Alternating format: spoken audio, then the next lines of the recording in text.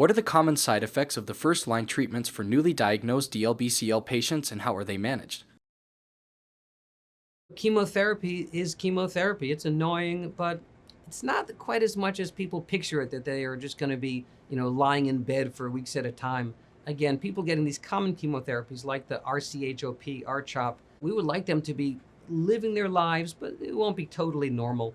Again, I have patients who are working full time, and during RCHOP, RCHOP, they will still be working, but they're usually working part-time because the calendar of most of these chemotherapies is you get one dose and then 3 weeks later you get the next dose, and maybe you do that 6 times. That's about 4 or 5 months right there.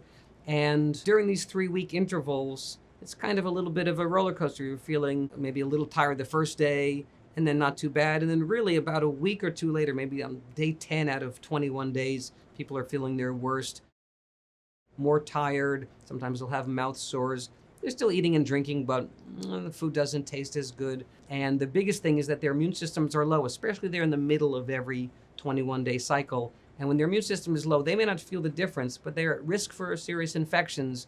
So, the patients may think, oh, I have to be in a bubble, I'm not allowed. No, you mostly live your life, but you avoid, crowded places, subway, crowded restaurants, anything like that.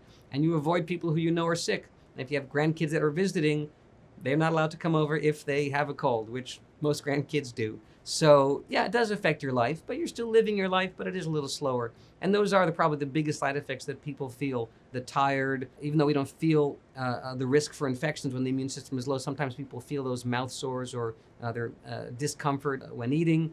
And one other side effect, it's not usually too bad, is people get a numbness or tingling in the fingers or the toes, which is from one of the chemotherapies. It's annoying, but not usually too bad. But your doctor needs to hear about how that's going, because a little numbness, tingling, not too bad. But if people are having pain, doctor needs to know about that because they have to change the therapy a little bit. And then again, the side effect I mentioned, which is not the end of the world, but it is super scary for patients, is patients lose their hair. Not right away when the treatment starts, but 2 or 4 weeks later, they start to lose their hair. Everyone's a little different. People that have already had thinning hair, yeah, they lose their hair a bit more. And it is scary and unpleasant for some folks. It's not so bad because it grows back, in almost every single patient, it grows back pretty well.